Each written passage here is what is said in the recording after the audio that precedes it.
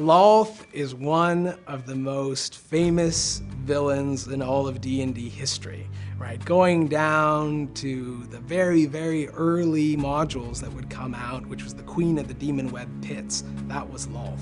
And she's made her presence felt in many other D&D campaigns since.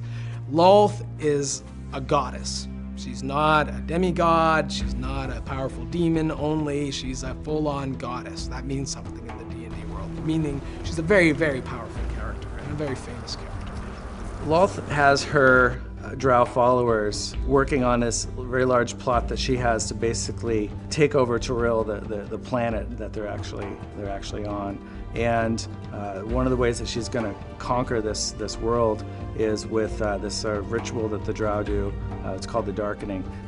Darkening is a magical form of night. It's almost like an eclipse or something that follows the Drow with them wherever they go. The Drow are much less powerful when they're not in the darkness.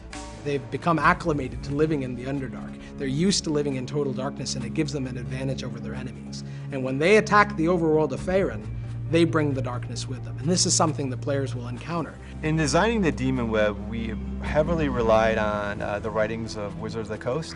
They basically have some short snippets of what the Demon Web should look like.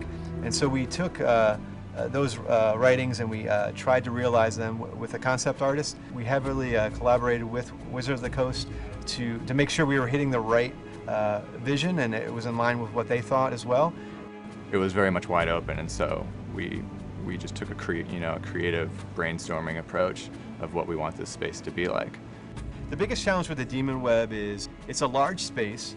Basically the Demon Web is a void that has a bunch of asteroids and planets that have been destroyed under the reign of Lolth.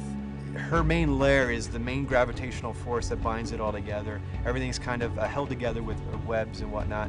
And how do you represent such a large space and walk around it and show the chaos that is Lolth all at the same time?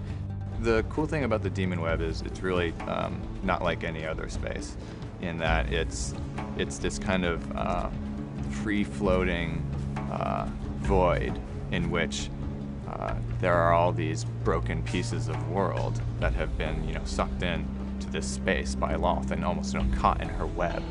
And the players, are traveling through this space where it's like there's no up, right? So what's really important for Jeff and I is to give the players that sense of vertigo, of disorientation, obviously without making anybody sick, but we want to capture that to help make this space feel very unique.